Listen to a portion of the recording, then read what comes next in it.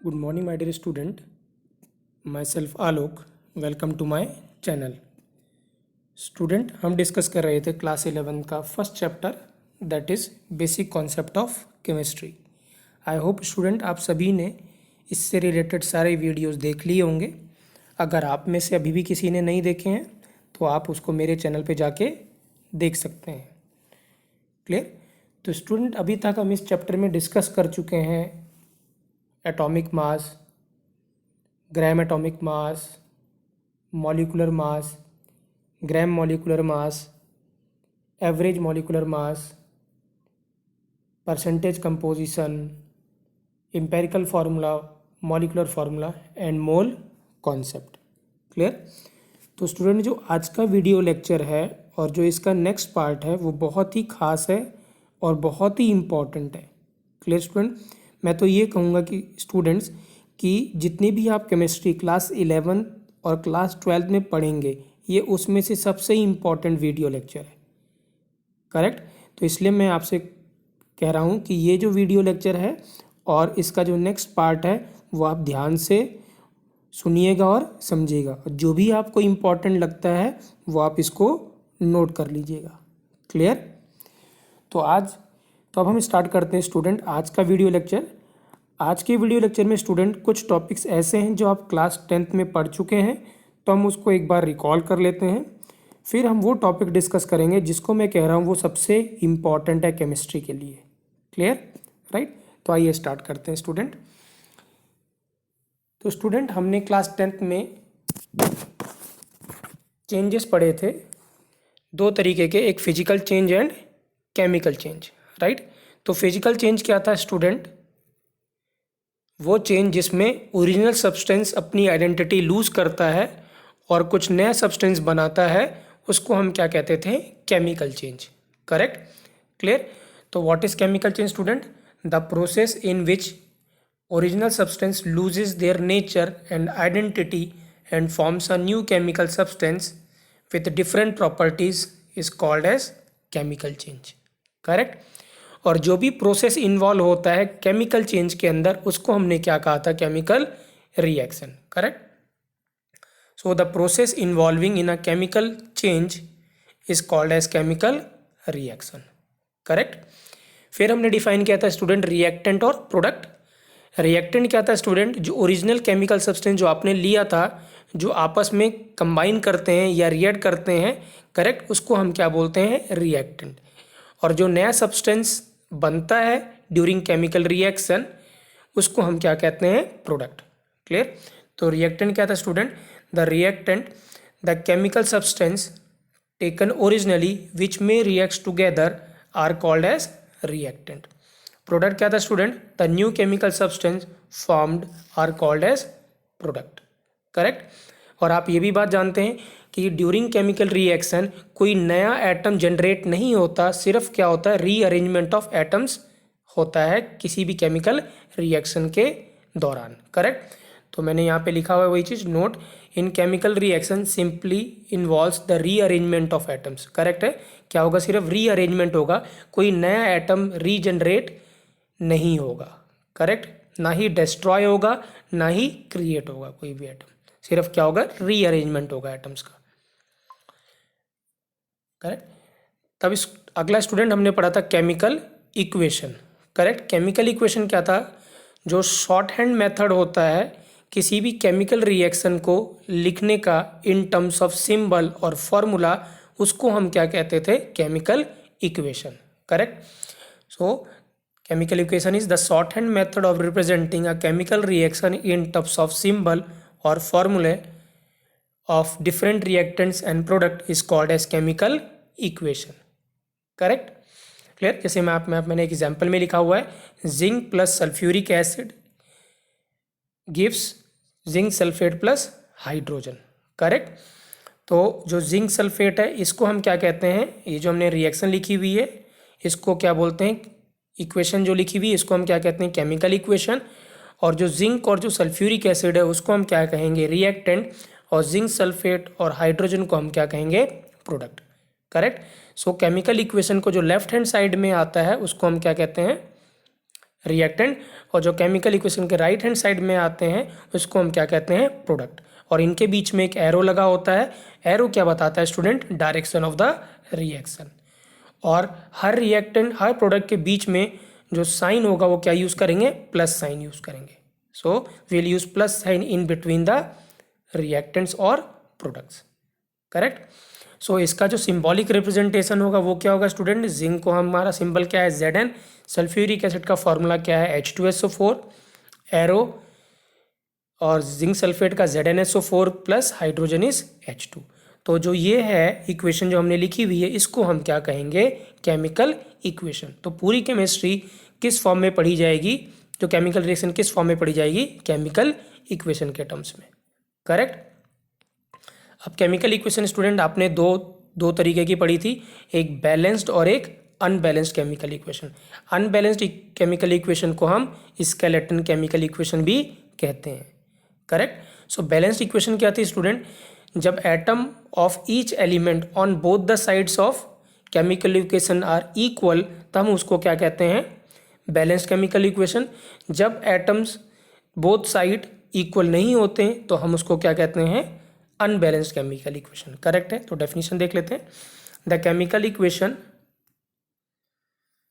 in which the number of atoms of each element on both the sides, on the two sides of the equation are equal is called as balanced chemical equation, correct. Similarly, the chemical equation in which the number of atoms of different element 1 or 2 is not equal on the two sides of the chemical equation is known as unbalanced chemical equation, correct, clear। तो हमने यहाँ पे एक example लिखा हुआ है, let's suppose हम ammonia बनाना चाहते हैं student. Ammonia is NH3 with help of nitrogen and hydrogen gas, correct. तो हम अगर इक्वेशन लिखते हैं N2 plus H2 gives NH3, clear student, right. तो पहले हम ये चेक करें कि ये बैलेंस्ड है, कि हमने इक्वेशन तो लिख दी केमिकल इक्वेशन, क्या ये बैलेंस्ड है कि अनबैलेंस्ड है। तो कैसे चेक करेंगे हम, नाइट्रोजन के एटम्स चेक करें। नाइट्रोजन के एटम्स लेफ्ट हैंड साइड कितने हैं, 2, राइट हैंड साइड कितने स्टूडेंट, 1। सिमिलरली हाइड्रोजन के एटम लेफ्ट हैंड साइड पे कितने हैं, 2, और राइट हैंड साइड पे कितने हैं, 3, करेक्ट। इसका मतलब atoms of element both side same नहीं है, तो ये इक्वेशन को हम क्या कहेंगे, unbalanced chemical equation, correct, clear. जिसको हम शॉर्ट फॉर्म में क्या बोल रहे हैं, UCE, that is unbalanced chemical equation, clear student. अब हमने मेथड सीखा था स्टूडेंट क्लास 10 में, बैलेंसिंग द केमिकल इक्वेशन। उस मेथड को बोला था हमने हिट एंड ट्रायल, क्या बोला था, हिट एंड ट्रायल। तो आइए हम इसको हिट एंड ट्रायल मेथड से बैलेंस करते हैं, गिव्स NH3, क्लियर। तो हम क्या करते हैं, यहाँ पे इसको बैलेंस करेंगे, तो यहाँ पे क्या लगा दें स्टूडेंट 2, तो जब यहाँ पे 2 लगाएंगे तो हाइड्रोजन कितना जाए 6, तो यहाँ पे हम क्या यूज़ कर लेते हैं 3, करेक्ट। तो N2 plus 3H2 gives 2NH3। अब दोबारा से क्रॉस चेक करते हैं कि सारे एटम सेम है कि नहीं है बोथ साइड। तो नाइट्रोजन लेफ्ट हैंड साइड पे कितना है, 2, दैट इज रिएक्टेंट साइड, और right hand side that is product side कितना है स्टूडेंट, 2। हाइड्रोजन कितना होगा, 3 2 जा 6 लेफ्ट हैंड साइड पे, रिएक्टेंट साइड पे, और प्रोडक्ट साइड भी 2 3 जा 6, correct. Now atoms of each element are same on both the sides of chemical equation, so we can call it as an balanced chemical equation, या short form में क्या बोल रहे हैं, BCE, करेक्ट, क्लियर। सो यहाँ पे मैंने वही बैलेंस लिखा हुआ है। फर्स्ट पहले लिखा unbalanced, N2 plus H2 gives NH3, that is unbalanced chemical equation. फिर मैंने लिखा student 1 into N2 plus 3 into H2 gives 2NH3, इसको हम क्या बोले, इसको हमने क्या बोला था, balanced chemical equation, correct, clear. So student, जो कुछ भी इंफॉर्मेशन हम बैलेंस्ड केमिकल इक्वेशन से एक्सट्रैक्ट कर सकते हैं या ले सकते हैं उसको हम स्टोइकियोमेट्री कहते हैं। क्या, वेरी वेरी इंपॉर्टेंट टर्म, क्या बोलते हैं, स्टोइकियोमेट्री, करेक्ट। ये ग्रीक वर्ड है स्टूडेंट जिसका मतलब है मेजर ऑफ एलिमेंट। क्या मतलब है, measure of element, correct. Stoichiometry क्या है, क्वांटिटेटिव रिलेशनशिप बताता है between reactants and products in terms of mass, molecules, volume और मोल्स, करेक्ट स्टूडेंट। तो very very important word stoichiometry. क्या है स्टाइक्योमेट्री? क्या होता है? बैलेंस्ड केमिकल इक्वेशन से हम क्या इंफॉर्मेशन विड्रॉ कर सकते हैं या ले सकते हैं, ठीक है ना, उसको हम क्या बोलते हैं? स्टाइक्योमेट्री। स्टाइक्योमेट्री क्या बताता है? वो एक रिलेशनशिप देता है, quantitative relationship between reactant and product in terms of what student? Mass, molecule, moles और वॉल्यूम। करेक्ट। सो यहाँ पे मैंने वही मेंशन किया हुआ है, one of the most important use of balanced chemical equation is that it gives quantitative relationship between various reactants and product in terms of mole, mass, molecule and volume. This is called as stoichiometry. Stoichiometry. Greek word meaning of stoichiometry is to measure an element. Correct? Clear? Correct student. तो ये clear word है आपको, right? Stoichiometry क्या होती है? अब हम क्या बोल रहे हैं स्टूडेंट? स्टाइक्योमेट्री क्या है? रिलेशनशिप, क्वांटिटेटिव रिलेशनशिप बताता है इन terms of mole, molecules, volume, mass between reactant and products. Correct है। तो आइए इसको समझते हैं हम, ये इसका क्या मतलब है। लेट्स सपोज स्टूडेंट मैंने यहाँ पे रिएक्शन लिखी, वही रिएक्शन जो हमने ऊपर लिखी हुई है, N2 plus 3H2 gives 2NH3। Correct है। तो अगर हम इसको पढ़ना चाहते हैं, इस इक्वेशन को हम इंफॉर्मेशन लेना चाहते हैं इस इक्वेशन से, तो क्या क्या ले सकते हैं वो हम डिस्कस करने जा रहे हैं। वेरी इंपॉर्टेंट स्टूडेंट, जो मैं आपने पहले कहा था कि सबसे इंपॉर्टेंट कॉन्सेप्ट है केमिस्ट्री के लिए, तो वही अब हम डिस्कस कर रहे हैं। करेक्ट है। तो प्लीज़ ध्यान से समझिएगा स्टूडेंट, हम इसको कैसे रीड कर सकते हैं या क्या इंफॉर्मेशन विड्रॉ कर सकते हैं या क्या रिलेशन डेवलप कर सकते हैं बिटवीन रिएक्टेंट प्रोडक्ट, वो हम डिस्कस कर रहे हैं। पहला अगर हम बोलते हैं इन टर्म्स ऑफ मोल्स, तो हम ये इसको कैसे रीड करेंगे student? 1 mole of nitrogen combines with 3 moles of hydrogen to gives 2 moles of ammonia. क्या इन टर्म्स ऑफ मोल क्या बोलेंगे? 1 mole of ammonia, sorry 1 mole of nitrogen combines with 3 moles of hydrogen to gives 2 moles of ammonia. Correct. So ये information, ये relation हमने किसके terms में develop किया? Moles के टर्म्स में। 1 mole of nitrogen, 3 moles of hydrogen gives 2 moles of ammonia. Correct. यही अगर रिलेशन स्टूडेंट मैं मॉलिक्यूल के टर्म्स में लिखना चाहता तो क्या होता? एक मोल में कितने मॉलिक्यूल होते हैं स्टूडेंट? Na। 3 मॉलिक्यूल्स में कितने, 3 मोल्स में कितने होते? 3Na। और 2 मोल्स में कितने होते? 2Na। राइट। तो इन टर्म्स ऑफ मॉलिक्यूल हम क्या कहते हैं student? Na molecules of nitrogen combines with 3 Na molecules of hydrogen to gives 2 Na molecules of ammonia। Correct? Clear? अब ये इंफॉर्मेशन स्टूडेंट अगर हम मास के टर्म्स में निकालना चाहते तो कैसे लिखते? एक बार मैं दोबारा इक्वेशन लिख रहा हूँ। N2 plus 3H2 gives 2NH3।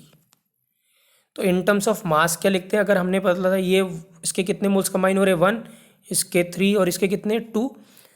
तो 1 मोल का मास कितना होगा स्टूडेंट नाइट्रोजन का? 28।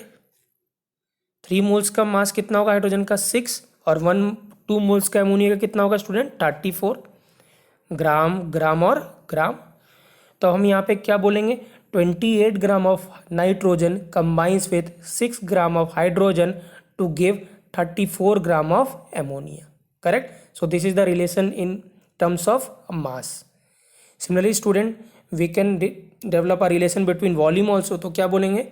1 volume of nitrogen combines with 3 volume of hydrogen to gives 2 volume of ammonia. Correct. अगर यही वॉल्यूम आप स्टूडेंट मेजर करेंगे एसटीपी पे तो कितना आएगा?